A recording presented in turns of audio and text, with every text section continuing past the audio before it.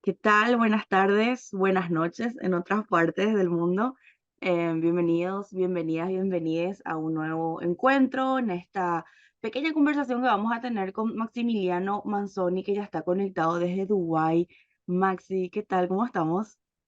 Hola, Desiree, ¿cómo estás? Un gusto estar junto a vos, junto a toda la comunidad de Itinet. Espero ser de utilidad hoy. Sí, más que nada para poder hablar un poco de esas discusiones con América Latina y qué debemos entender, saber actualmente y cómo encararlo para el otro año, ¿verdad? ¿Cuáles serían esos desafíos? Pero antes, brevemente, quiero presentarles, muchos de nosotros ya le conocemos, es un amigo, miembro también del foro, él es periodista. Uruguayo-paraguayo, que redacta, bueno, hace redacción creativa, es investigador, especializado específicamente en cambio climático y desinformación en Sudamérica. Es parte del equipo paraguayo ganador del premio Gabo Gabriel García Márquez en el 2018 en la categoría Innovación, dos veces ganador del premio Amnistía Internacional de Periodismo en Derechos Humanos en el 2016 y 2019. Finalista de varios premios, mención especial de UNICEF Paraguay, parte del equipo también digital del Surtidor, desde su fundación hasta este año, y también es miembro de varias comunidades como Conectas Hub, Latam Chequea y Periodistas por el Planeta. Y ahí creo que breve, o sea, súper breve, pude mencionar como Mejor de lo que yo me hubiese descrito. y nada, y comencemos, ¿verdad, Maxi? Y para dar como un contexto también para aquella gente que de por ahí, bueno, qué es lo que tanto la COP, ¿verdad? De qué se trata y por qué es tan importante y por qué es tan relevante. Bueno, antes que nada, de vuelta, muchísimas gracias por el espacio. Si ven que hay muchas luces es porque estoy a las 8 de la noche aquí en Dubái, en Emiratos Árabes Unidos. Es la conferencia de las partes, que es el nombre menos descriptivo de la historia, que es básicamente la cumbre del clima, que se hace cada año. Es la COP28, este año se toca en Dubái. Es el lugar donde vienen los 195 países o partes, como se le dice en el lenguaje de la ONU, a discutir la implementación del Acuerdo de París. Como ustedes saben, el Acuerdo de París tiene como objetivo limitar en 1,5 grados o máximo 2 grados el aumento de la temperatura global en comparación al periodo preindustrial, y el Acuerdo de París tiene como tres grandes pilares, ¿no? El primero es mitigación, básicamente las acciones para reducir las emisiones de gases de efecto invernadero, que son las que están creando el cambio climático actual, como por ejemplo reducir el uso de combustibles fósiles y la deforestación. La adaptación, que es cómo adecuamos nuestra infraestructura y nuestros sistemas de salud y nuestra agricultura y todo lo que tiene que ver con el nivel societario al aumento de temperatura que va a haber o al impacto del aumento de temperatura que va a haber, incluso si llegamos a evitar pasar esa frontera del 1,5, que ahora mismo no estamos en camino de evitar cruzarla. Y después tiene que ver un tercer aspecto, que es el que también posiblemente vamos a conversar mucho más hoy, que tiene que ver con el tema de daños y pérdidas, que es el tercer pilar, que tiene que ver con cómo ayudamos a las comunidades a lidiar con el impacto que el cambio climático antropogénico está generando ya hoy a nivel de pérdidas materiales e inmateriales, también culturas, y obviamente los daños que generan fenómenos extremos agravados por el cambio climático, como inundaciones u olas de calor. Y Entonces, mucho eso es lo vamos que a se está hablar, discutiendo acá. claro, y mucho vamos a hablar o escuchar, no sé, Maxi, me vas a corregir también, de mitigar esto, ¿verdad? Porque ya erradicar o ya esos trabajos, esos esfuerzos ya van a ser un poco complicados, ¿no? Claro, cuando hablamos de mitigación, en realidad hablamos de qué acciones tenemos que tomar para evitar cruzar ese umbral del 1,5, que cruzando ese umbral 1,5, posiblemente muchos ecosistemas van a llegar también a su punto de quiebre. Entonces, el objetivo del Acuerdo de París es lograr evitar esa frontera. Actualmente, los planes de los países, bajo el Acuerdo de París, los países generan como planes de mitigación y adaptación. Lo que los países se comprometieron bajo el Acuerdo de París, o básicamente los planes nacionales, no estamos yendo hacia el camino que debemos ir para no cruzar esa línea del 1,5. Parte de las discusiones que se dan en la COP28 tienen que ver también con eso.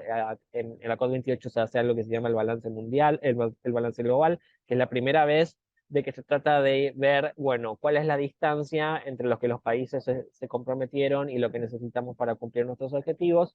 En ese sentido, hay una discusión muy grande sobre el lenguaje y van a escucharla mucho en esta conversación, que tiene que ver sobre reducir combustibles fósiles o eliminar combustibles fósiles, ¿no? Muchos países te dicen de que es necesario eliminar el uso de combustibles fósiles para estar en línea con ese target del 1,5, mientras otros países, obviamente, sobre todo los petroleros, que te dicen que sería muy difícil dejar de un día para otro los combustibles fósiles o dejarlos progresivamente, y te hablan de reducir su uso, triplicar renovables, etcétera. Esa es una de las grandes discusiones que estamos teniendo en esta COP28. Es posible la que domine lo que queda de la COP. La COP termina en teoría el 12 de diciembre, pero generalmente las COP nunca terminan en el día que tienen que terminar. Por ejemplo, el año pasado, que fue en Sharm el Sheikh, que también hablamos con la comunidad de IGNet, terminó casi 2 días después, un día y medio después, por la discusión de daños y pérdidas, que también vamos a poder profundizar enseguida.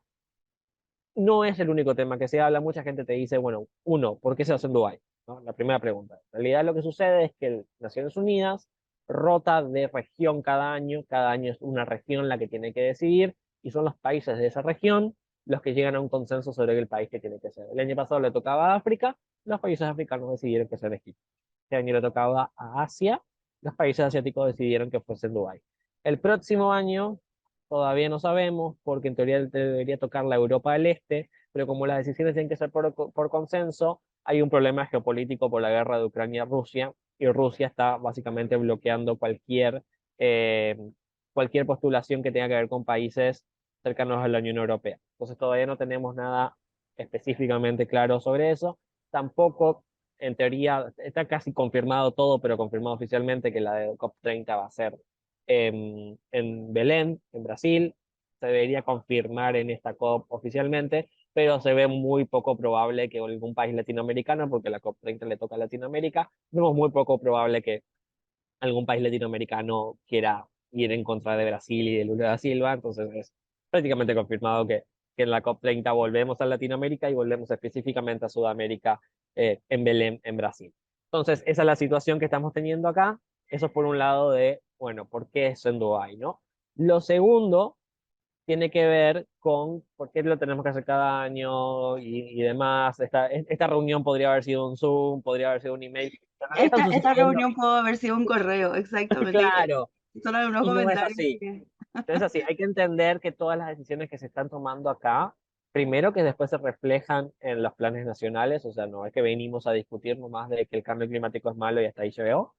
Y segundo, de que todas las decisiones que tienen que tomar acá se tienen que tomar por consenso. Es decir, los 195 países tienen que estar de acuerdo en cada uno de los puntos que se votan para que esos puntos pasen. Y les voy a dar un ejemplo clarísimo.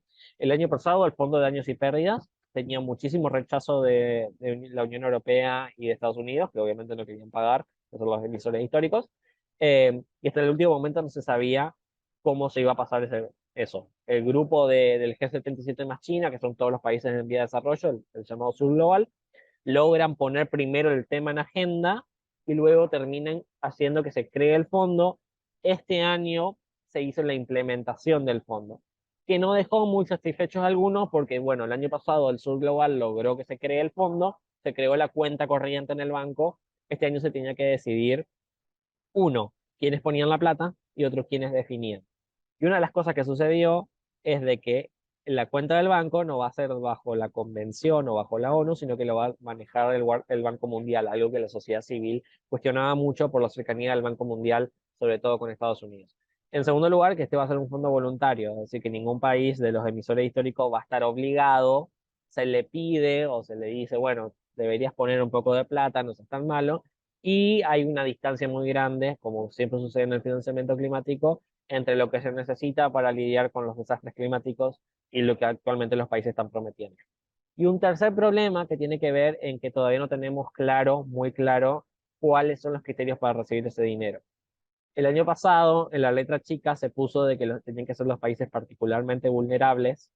¿Y qué es ser particularmente vulnerables bajo los estándares de la convención? Eso es lo que todavía se va a tener que seguir discutiendo. No hay mucha claridad al respecto todavía, y posiblemente eso sea algo que signifique que muchos países del sur global compitan entre sí por esos fondos que de por sí son insuficientes. Entonces, no todo el mundo está muy contento con la decisión que se tomó en esta COP28. Algunos te dicen peor es nada, otros te dicen hubiésemos vuelto para atrás, si es que la correlación de fuerzas no era muy buena.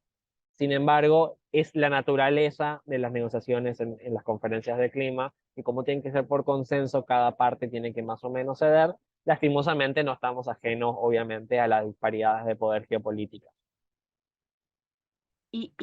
Bueno, recordarles que estamos en vivo a través de la página de Allinet, pueden compartirlo allí, lo pasé acá por el chat, también están haciendo preguntas a través de nuestro grupo y en Facebook. Y justamente entender un poco esas nuevas dinámicas dentro de esta conversación, ¿verdad? O sea, hay detalles que se van profundizando este año, hay nuevas apariciones que estamos teniendo, hay mayor involucramiento de otros países, ¿o crees que como que está teniendo menor relevancia esta cumbre este año? No, esta cumbre tiene una relevancia especial. Yo creo que quizás las expectativas se vieron un poco mermadas debido al obvio conflicto de intereses que había entre la presidencia de la COP, que quedaba a cargo del Emiratos Árabes Unidos, y que pone como presidente también al que es el CEO de la petrolera estatal.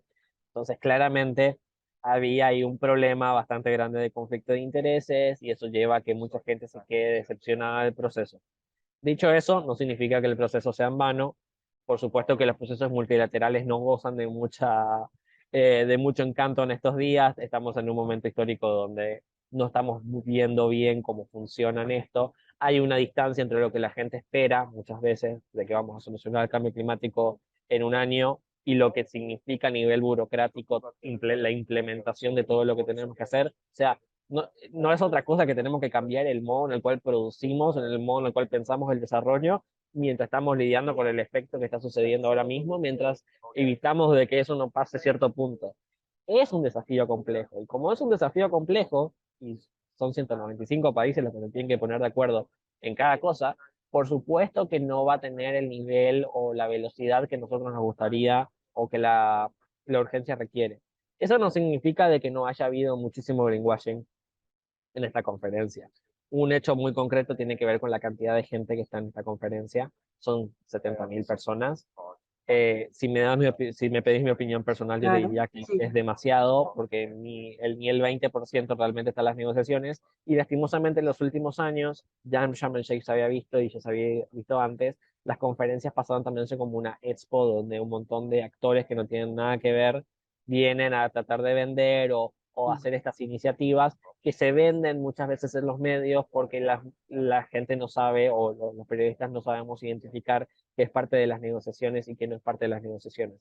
Y te voy a dar un ejemplo muy específico. El primer día de la conferencia se dio esta iniciativa de la agricultura sostenible, que lo firmaron 135 países, fue impulsada por Emiratos Árabes Unidos, todo el mundo la publicó. Eso no tiene nada que ver con las negociaciones. No hay mecanismo de control, Mm. es algo totalmente Es como un voluntario. convenio, es como un convenio que vos podés hacer. Es una declaración de intenciones. Es como yo me comprometo a que voy a hacer esto a 2030, pero eso no, si yo no llego a 2030, no hay ningún mecanismo de implementación, no hay dinero, no hay nada. Es como una declaración de intenciones. Al mismo tiempo que se hacía eso, el grupo oficial de agricultura en esta conferencia no pudo llegar a ningún consenso y pateó la discusión para el 2020. Entonces, te están diciendo que esta conferencia es donde se puso la agricultura en primer lugar, y el grupo oficial, donde sí las cosas son vinculantes, no pudo lograr ponerse de acuerdo en crear un comité sobre cómo implementar los planes.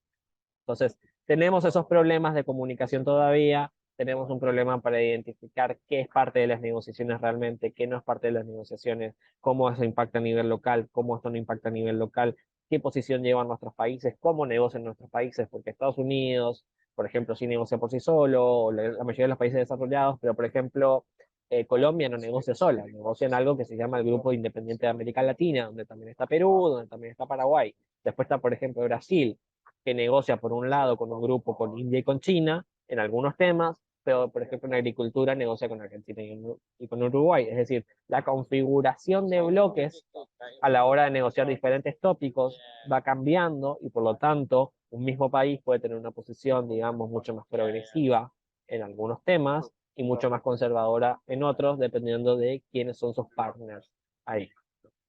Paraguay tiene una posición muy conservadora en agricultura y sin embargo tiene una posición muchísimo más abierta en pérdidas y daños o en dejar de usar combustibles fósiles, porque en ese grupo está Colombia, que es uno de los voceros más importantes en esta COP, en lo que tiene que ver con lo que se conoce como phase out, es decir, dejar de usar los combustibles fósiles. Hoy nomás Colombia tuvo un encontronazo bastante inédito con Arabia Saudita en ese discurso, porque en este balance mundial se está discutiendo sobre todo eso. Se le recomienda a los países dejar los combustibles fósiles o se les recomienda a los países reducir los combustibles fósiles. En esa pequeña juego de palabras que puede parecer muy nimio, se define mucho de la estela o de la estrella que va a guiar los próximos 2 años. El próximo año tendríamos que tener un informe de financiamiento, es decir, el estado de financiamiento, porque lo que se viene a discutir acá también es plata. Es decir, ¿quién pone la plata? ¿Quién recibe la plata? ¿Para qué es la plata? Y eso Mm. sucede en mitigación, eso sucede en adaptación, y eso sucede en daños y pérdidas. Y eso tendríamos el próximo año un informe del Estado, es decir, lo que necesitamos de dinero versus el dinero que hay, y en 2030 deberíamos tener las nuevas contribuciones nacionalmente determinadas, que es un nombre muy complicado, como la ONU siempre hace muchos nombres complicados, para explicar, para que los países hagan su informe, bueno, esto es lo que yo emito por sector y hacia acá quiero ir. Paraguay, por ejemplo, presentó su nueva NDC, porque en inglés es NDC, presentó este año. Argentina actualizó su inventario de gases de efecto invernadero durante la COP.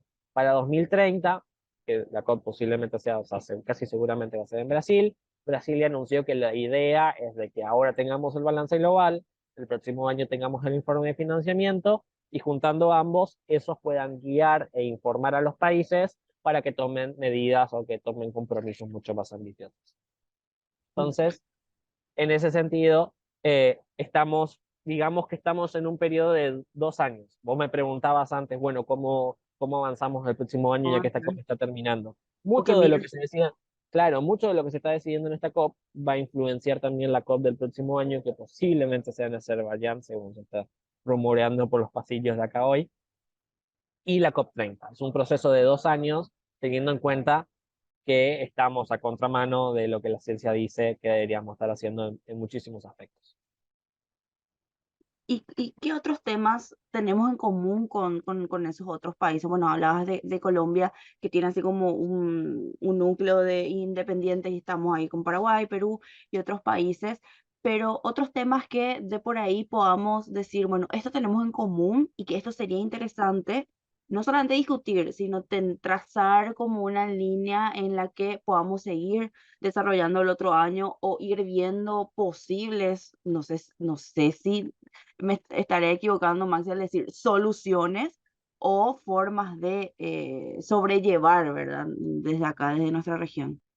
Bueno, un problema muy grande que tenemos en Latinoamérica es que Latinoamérica es prácticamente el génesis de las políticas climáticas, porque antes de Kioto y antes del Acuerdo de París tuvimos la Declaración de Río en 1992, que fue la que instituyó el espíritu de solidaridad global en el cual se tenían que guiar las conversaciones climáticas y el principio de las responsabilidades son comunes, sí, pero no mismo la responsabilidad de Paraguay que la responsabilidad de Gran Bretaña. Las responsabilidades comunes pero diferenciadas. ¿Cuál es el problema que tenemos en Latinoamérica? No negociamos nada juntos, nada, absolutamente nada. Todos tenemos nuestros bloques. Esa es la diferencia con África. Y eso hace que muchas veces África consiga cosas que Latinoamérica no consigue. El año pasado, la COP27 se avisoró que el tema del canje de deuda por acción climática era lo que unificaba a Latinoamérica. Este año el tema volvió a ser tocado lateralmente, sobre todo por Colombia, pero lo que vemos es una incapacidad para pasar del discurso a una propuesta real, ¿no? Y por supuesto que eso también incluye la labor de los bancos multilaterales y de los fondos multilaterales que no les gusta mucho la idea de canjear deuda en muchos sentidos. Eso por un lado. Por el otro lado, hago mías las palabras de la diputada Casas de Uruguay, que tuve la chance de entrevistar aquí en la COP, y ella hablaba de que tenemos que ampliar la mirada. Por ejemplo, en el Cono Sur, voy a hablar del Mercosur. El Mercosur en agricultura juega bastante junto. Nos puede gustar o no nos puede gustar la posición que toman, eso es otra cosa, pero que negocien juntos, negocien juntos. Ella hablaba de que es importante que nosotros tengamos una noción y un autorreconocimiento como región en otros temas, por ejemplo, el manejo de agua.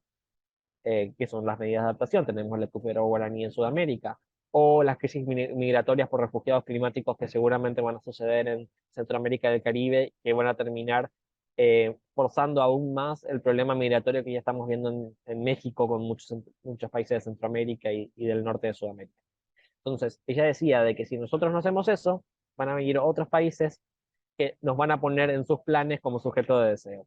Y un gran ejemplo de eso tiene que ver con eh, la extracción de litio en el triángulo entre Chile, Bolivia y Argentina, ¿no? Es el litio que podría ser la llave de mandala para una transición justa que incluya a los trabajadores, que reduzca el impacto de la extracción de minerales raros en las comunidades, o una transición injusta donde pasamos del petróleo a las baterías de litio, pero todas las injusticias, toda la contaminación la siguen sufriendo las mismas comunidades, como se ha visto sobre todo en Chile, ¿no? Con la zona de sacrificio. Entonces, hay una necesidad de que Latinoamérica se empiece a reconocer en sus cuestiones en común, y ahora mismo, lastimosamente, nos estamos reconociendo más en las diferencias. Bueno, te pedí temas comunes, por lo menos en diferencias estamos coincidiendo. Y justamente vi que hablaste inclusive, ya que tocas el tema de ganadería, ¿verdad? Que hablaste y le preguntaste al secretario de Agricultura de Estados Unidos sobre el fracaso, ¿verdad? Que tuvo este grupo, no me acuerdo el nombre. El grupo de eh, agricultura. Sí, que es justamente para poder llegar a unos acuerdos y hablaba de, así como que, que sí, pero que no, pero que eso no significa que se avance. Entonces, ¿cómo eso se puede transmitir o se puede hacer entender a la audiencia, verdad? O sea, porque la agricultura es uno de los rubros más importantes también que tenemos hacia acá. Claro, y además la agricultura, a diferencia de los combustibles fósiles, tiene un doble problema. Por un lado, sí, es responsable entre un tercio y un quinto de las emisiones de gases de efecto invernadero, sobre todo el metano, que viene de la ganadería. Pero a diferencia de los combustibles fósiles, también sufre el cambio climático. Entonces, o sea, los cultivos están en riesgo de llegar a un punto de no adaptación. Con los casos de los olivos está sucediendo eso en Europa, con el caso de las vides también. En el caso paraguayo sabemos de que la producción de soja va a caer a un tercio para 2050 si es que no cumplimos con el Acuerdo de París. Sabemos que hay grandes zonas de producción en todo lo que tiene que ver entre La Pampa y Mato Grosso do Sul no van a tener el mismo nivel de productividad que tienen hoy si es que cruzamos la frontera de los 2 grados. Entonces, tenemos un doble desafío. Por un lado, tenemos que ser capaces de reconocer el impacto que la agricultura y sobre todo cierto tipo de agricultura está teniendo en las emisiones de gases de efecto invernadero, al mismo tiempo que tenemos que garantizar que todos los sectores agrícolas tengan el apoyo técnico y el dinero necesario para adaptarse al impacto del cambio, porque tenemos que garantizar la seguridad alimentaria, eso también es una realidad, ¿no? Pero eso significa también repensar qué consideramos seguridad alimentaria. No decir que exportamos para 100 millones de personas mientras tenemos 1 millón de personas pobres en nuestro país, que es el caso de muchos de los países sudamericanos. Entonces, ¿qué sucede con el problema del grupo de agricultura? El grupo de agricultura, que en realidad es un grupo, es el único grupo sectorial, o sea, no existe un grupo de combustibles fósiles, ¿no? O de las empresas petroleras se reúnen bajo la Convención de Cambio Climático, no. Agricultura es el único sector que tiene un grupo específico para discutir sus propias necesidades. Entonces tenemos dos problemas. El primero es que está totalmente dominado por cierto lobby que raya el negacionismo y que nunca quiere admitir que tiene cierta responsabilidad también. O sea, quieren todo el dinero sin ninguna de las responsabilidades. Eso por un lado. Y el otro problema que tenemos es de que como la discusión siempre suele ser centrada en los combustibles fósiles, porque son la mayoría de las emisiones de gases de efecto invernadero, agricultura queda muy detrás, pero hay una realidad científica. Inclusive si nosotros mañana dejamos de usar todos los combustibles fósiles, todos, mañana reducimos a cero, las emisiones de agricultura son suficientes para cruzar la frontera del 1,5. Entonces, y esto no lo digo yo, lo dice la ministra de Cambio Climático de Emiratos Árabes Unidos. Me lo dijo hoy ella. Y es una realidad, lo dice el panel intergubernamental de expertos de cambio climático.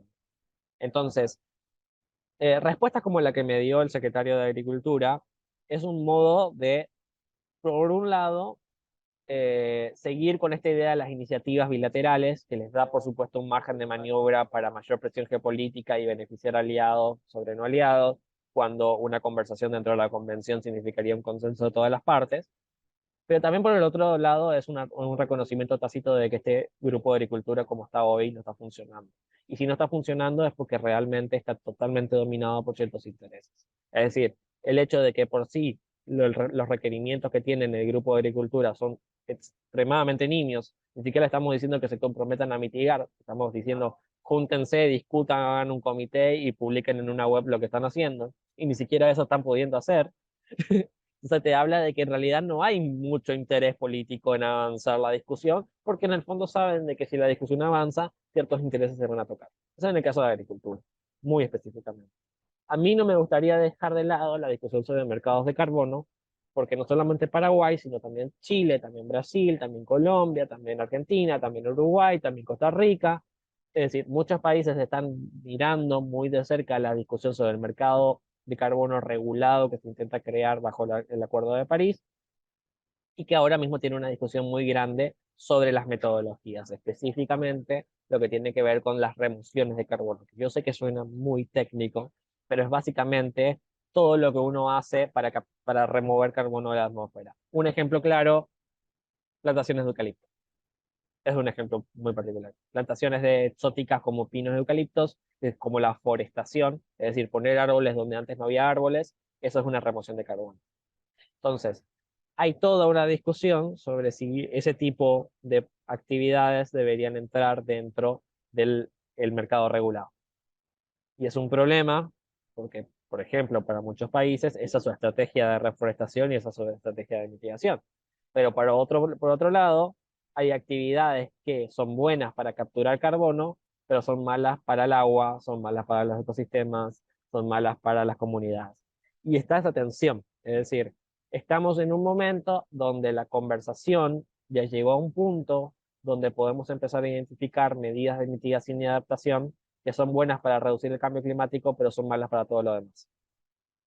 Y es en esa tensión donde estamos empezando a ver los discursos que se les llaman las falsas soluciones. Entonces, en nuestros países también quizás la próxima conversación interesante que deberíamos tener como periodistas es empezar a identificar, por un lado, qué se está haciendo con la plata que nuestros países reciben, porque hay mucho dinero, no es suficiente, pero es mucho dinero. Claro. Paraguay, por ejemplo, necesita 15 mil millones de dólares hasta 2030 en mitigación nomás, y gran parte se va a ir en el sector de energía. Bueno, ¿en dónde se va? ¿Quién recibe ¿Dónde ese está dinero? ahora? Claro, Claro. No recibimos los 15 mil millones todavía, pero recibimos una buena parte de los 15 mil millones. Te por doy el eso. ejemplo de Paraguay porque es lo que me toca más cercano, ¿no? Eso por un lado. Por otro lado, nuestros países suelen decir que la adaptación es la prioridad. Y sin embargo, después vemos que nuestras ciudades se nos inundan a la primera lluvia. ¿Dónde están los fondos de adaptación? Hay un problema para pedir los fondos de adaptación.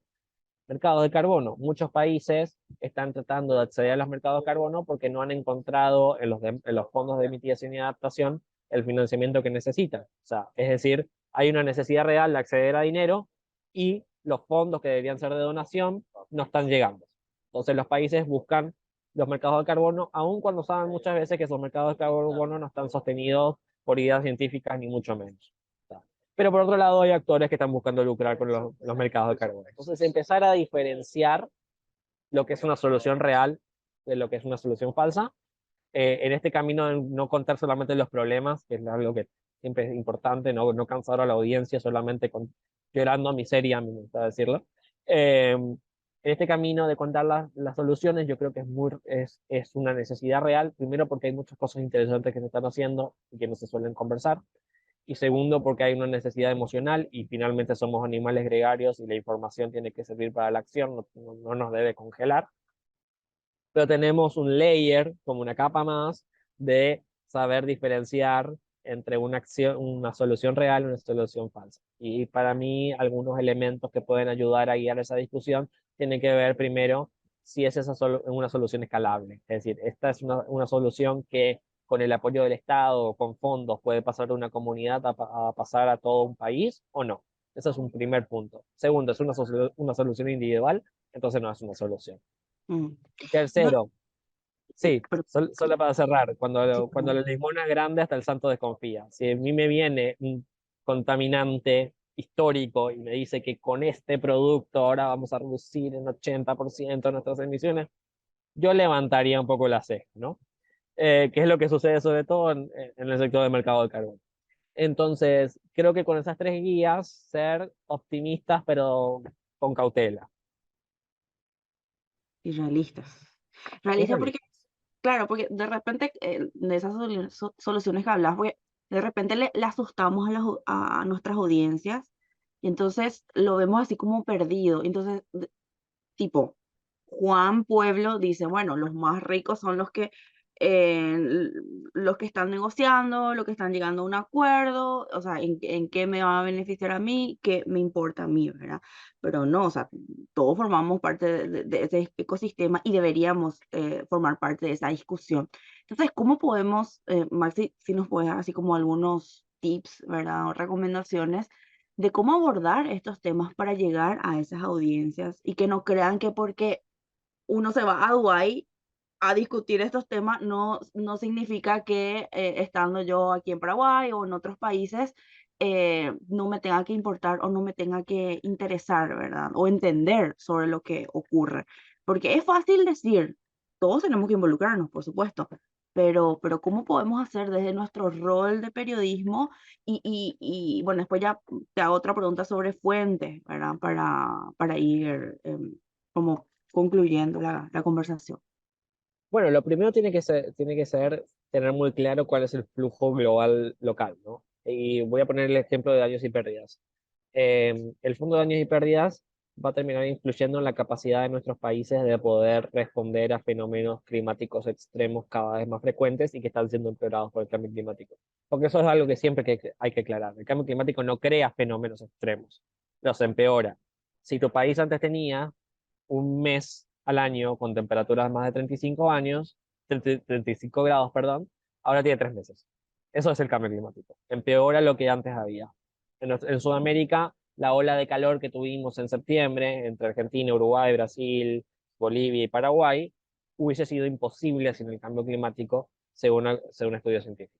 Entonces, el Fondo de Daños y Pérdidas va a terminar dirimiendo, si uno califica como país vulnerable o no, va a terminar dirimiendo la capacidad que tienen muchos de nuestros estados, que tienen recursos limitados, que tienen problemas grandes de desarrollo inclusivo y sostenible, en que si nuestros países van a poder ser capaces de evitar las muertes que pueden llegar a haber en casos de olas de calor o en casos de inundación. Eso es un ejemplo claro. Segundo, financiamiento directamente a las comunidades. Eh, Entender primero saber si nuestra ciudad tiene un plan de adaptación. Porque si una ciudad no tiene un plan de adaptación, arrancamos mal. Porque todos los ecosistemas van a sufrir y sobre todo las ciudades van a sufrir muchísimo el aumento de calor, van a sufrir el aumento de calor en el costo que va a tener en la salud, va a sufrir el aumento de calor en lo que tiene que ver en la infraestructura, eh, dejan de funcionar los aires acondicionados, se queman los postes de luz. En Uruguay este año, por dar un ejemplo simpático, hubo una sequía tan grande que se empezó a utilizar agua que estaba más salinizada y eso afectó a los calefones de agua caliente porque los calefones de agua caliente no estaban hechos para que aguanten ese nivel de sal y se empezaron a quemar los calefones de gente. Puede parecer simpático y puede ser así anecdotario, pero es un ejemplo muy claro de cómo el cambio climático se te mete en la casa, se te mete en el baño.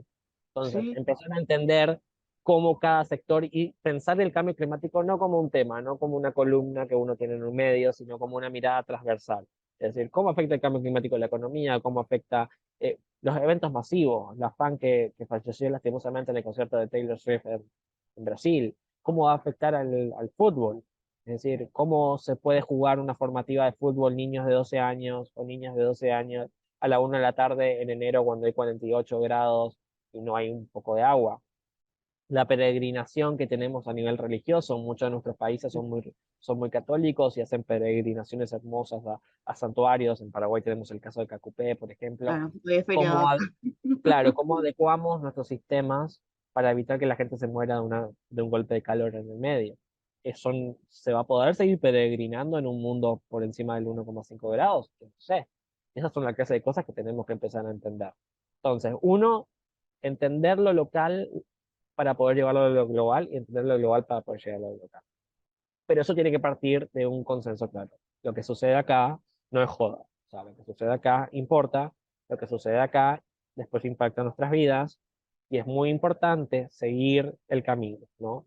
Tenerle cortito a las autoridades, entender cuáles son las prioridades que el país tiene versus las prioridades que el país debería tener, ser críticos en eso, acompañar el proceso sin el cinismo, que yo sé que es muy difícil a veces, pero ser críticos, pero no ser cínicos, porque lastimosamente nos encantaría que el proceso sea mejor, el proceso multilateral, pero la realidad es que es lo único que tenemos. Hasta que no inventemos un mejor sistema para decidir las cosas, un mecanismo de consenso de los 195 países es lo mejor, el mejor sistema al cual llegamos para lograr que hasta cierto punto todos los países se comprometan a algo. Y necesitamos que todos los países se comprometan a algo. Entonces, no ser cínicos en eso, al mismo tiempo de entender cómo esto puede terminar afectando a nivel local. Y exigirle sobre todo muchísimo más responsabilidad a las autoridades locales. Porque hay muchas ocasiones donde hay problemas de cambio climático quedan a nivel nacional y nunca se bajan a nivel municipal. Entonces, mi primera recomendación a cualquier reportero y reportera es que mañana se vaya y pregunte si en su ciudad hay un plan de mitigación y un plan de adaptación. Y si no lo hay, ¿por qué no lo hay? Si tienen identificado cuáles van a ser las zonas más afectadas, si saben cuáles van a ser los riesgos, si ya saben cómo van a ser eventos masivos o un partido de fútbol en un mundo con 2 grados. En eso ya hay una historia. Es decir, ¿cómo puede afectar tu ciudad que tiene un torneo de fútbol o un torneo de básquetbol o un torneo de rugby todos los años en el verano? No sabemos. ¿Cómo vamos a tener conciertos masivos en estadios si se nos muere gente en los estadios? Sabemos. ¿Cómo vamos a trabajar? Porque el calor tiene un impacto muy claro en la salud y en el trabajo. Hay una investigación que publicamos hace poco con... Sí, que publicaron y era de que este calor no es normal e hicieron como una prueba, ¿verdad? Con un trabajador del delivery que Sí, empezaban a medir la temperatura, ¿verdad? Mientras el chico trabajaba, o sea, 4 repartidores creo que eran, cuatro trabajaban, repartidas. que trabajaban justamente en la calle repartiendo. Entonces, bueno, contarnos un poquito, ¿verdad? Sobre ese trabajo que hicieron, esa experiencia que habrá sido brutal. Y no me imagino ahora con el calor que tenemos, cómo estarán viviendo, porque se siente más el calor este año. O sea, nadie te puede decir de que este calor es igual del año pasado, porque no, mentira, este año Este es se el año más caluroso de la historia, por lo menos en los últimos 1000 años. Eso está confirmado. En segundo lugar, bueno, esa investigación fue una investigación que hizo todo el equipo del sortidor, del cual soy parte hasta fin de año de manera oficial. Eh, y en esa investigación lo que hicimos es guiándonos por criterios científicos, con asesoría científica, hicimos experimentos para calcular el nivel de temperatura corporal en relación a la humedad que había de 4 repartidores en Asunción, que es una de las capitales más calurosas de Sudamérica, en parte porque en Paraguay de por sí hace calor, en parte por el cambio climático y en parte también porque estamos teniendo un desarrollo inmobiliario que va a contramano de cualquier idea científica, ¿no? Estamos teniendo islas de calor por todos lados y estamos cortando árboles por todos lados. Entonces, hicimos esas pruebas, ese experimento, y lo que encontramos es que, como ya decía la literatura científica, los repartidores se encontraban en el límite de tener golpes de calor, es decir, que pudiesen tener problemas para concentración, lo cual podría llegar a empeorar la posibilidad de accidentes de tránsito, pero también la exposición crónica al calor los exponía a mayor posibilidad de desarrollar problemas cardiovasculares o problemas renales, porque no podían descansar. Eso lo complementamos la data cualitativa, o mejor dicho, cuantitativa, con los relatos cualitativos que hablaban de desmayos estando en la motocicleta, accidentes de tránsito, problemas en el caso de las mujeres, en el caso del momento de tener que tener la menstruación, es decir, cruzaba obviamente a nivel de la precarización laboral, el hecho de que no tienen un lugar donde parar, un lugar donde tomar agua, el hecho de que no son considerados trabajadores, sino que son contratistas independientes, que es la realidad de los repartidores en toda Latinoamérica prácticamente. En el caso paraguayo no tanto, pero en otros países como Argentina o en Uruguay es un trabajo migrante, entonces muchas veces es un trabajo que está indocumentado porque los países no lo reconocen, entonces tienen mucho más problemas para acceder a salud pública o seguridad social, los empleadores no se quieren hacer cargo tampoco. Entonces, ese es un ejemplo muy extremo, pero muy cercano, porque quien no usó una app de delivery en Latinoamérica, de cómo el cambio climático se mete con la persona que se está llevando la comida para que vos almuerces o cenes un día de estos.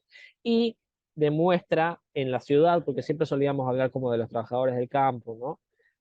Demuestra en la ciudad el impacto que va a tener el calor en el trabajo, es decir, vamos a poder trabajar en algunos días al año. Por ejemplo, hay legislaciones que dicen que si pasamos determinada temperatura no deberíamos estar trabajando.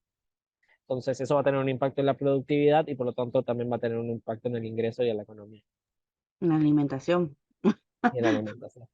Total.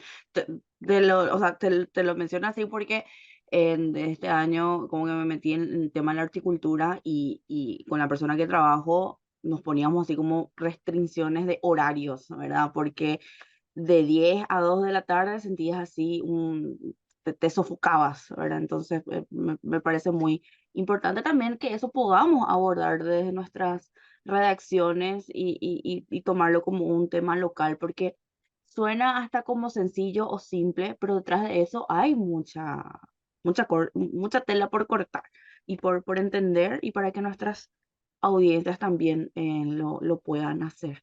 Y Maxi, te agradezco muchísimo, muchísimo. Yo sé que estás a tope. De hecho, que íbamos a estar con otros colegas también, pero la agenda de la COP está así como que se revolvió Es todo muy de difícil, sí. locos, ¿verdad? Me imagino. Entonces, nada, te agradezco muchísimo, Maxi, por tu tiempo de nuevo. Y no, no sé si hay algo más que quieras decir, alguna otra recomendación, fuentes o algo que quieras. Bueno, yo comparto también tu perfil acá para que te puedan seguir, por supuesto.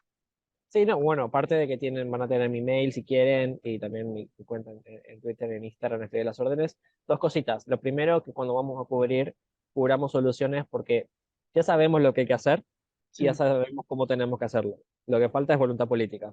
O sea, esa es la conclusión del último informe de IPCC. Es decir, ya hay soluciones en otros países que están aplicando diferentes problemas que estamos teniendo. No estamos en el momento de inventar la rueda, ya sabemos lo que tenemos que hacer. Entonces, incluir la perspectiva de soluciones de qué se está haciendo en otros países al respecto, cuando estamos reporteando sobre un tema particular, ayuda, por un lado, a dar un poco más de esperanza, de no caer en la desesperanza, que eso termina siendo peor para la acción climática, y en un segundo término, enriquece nuestras propias coberturas, ¿no? Porque amplía nuestro espectro de lo que podemos entender. Me gustaría recomendar brevemente algunas fuentes, por supuesto, los planes de mitigación y adaptación de cada país, eso es lo que deberían leer, no es tan difícil. El último informe de IPCC para el resumen para tomadores de decisiones tampoco es tan difícil, incluye varias puntas que son muy buenas para entrar. En caso de fuentes, hay un trabajo muy bien hecho de que está hecho por Carbon Brief y también está hecho por la Universidad de Oxford y el Instituto Reuters, de cual soy alumno, que tiene que ver con una base de datos de científicos y científicas del sur global. Ahí van a encontrar gente de todo el mundo, de todo el sur debajo del Ecuador, que sabe sobre los temas que estamos sucediendo. O sea, si quieres buscar a alguien que sepa de agricultura, pones agricultura ahí, sale. Hay otra base de datos que se está creando a nivel latinoamericano que lo está haciendo Climatracker. Climatracker es una organización que apoya el periodismo climático en la región. Hay muchos cursos de formación gratuitas, tienen una muy buena newsletter, entre ellas está la newsletter de Taila de Alara, que les recomiendo especialmente que la lean. Eh, y al mismo tiempo está la red de periodistas por el planeta, con la cual yo estoy en esta COP28, que es una red latinoamericana. Fuimos una redacción latinoamericana de varios países de la región que pudimos hoy, este año cubrir de manera especializada en español, porque sabemos que hay una deficiencia de información en nuestro idioma todavía. Entonces les recomiendo que sigan a Periodistas por el Planeta, que se suscriban a la newsletter ahí, y estamos a las órdenes para lo que necesiten. Muchísimas gracias, Maxi. Ahí compartí justamente tu perfil, también los enlaces de las organizaciones que nos hizo mencionando. Y nada, será hasta el próximo año. Hay Hasta que la seguir. próxima COP. Hasta la próxima COP. Nos Que se vemos. vuelva costumbre, que se vuelva Es- costumbre. No, Dale. muchísimas gracias Desiree y a toda Ginette por la confianza y también por el apoyo de siempre, por el interés en el tema. Me parece importantísimo que espacios como estos permitan compartir entre colegas, que es realmente lo que necesitamos, más espacios entre pares. Desde mi parte, encantado. Con las ojeras y todos, encantadísimo. Y bueno, a esperar que cómo termina esta conferencia. Pueden seguir en el perfil, vamos a estar hablando de los últimos días que parecen ser bastante locos. Yo estoy de acá, como están viendo, la gente sigue entrando y saliendo, ya van a ser las 9 de la noche aquí y sin embargo todavía hay movimiento. Así que a las órdenes siempre y que tengan un buen resto de jornada. Cariños, anda a descansar un cacho y bueno, nos encontramos. Gracias, gracias por conectarse a este encuentro y será hasta la próxima.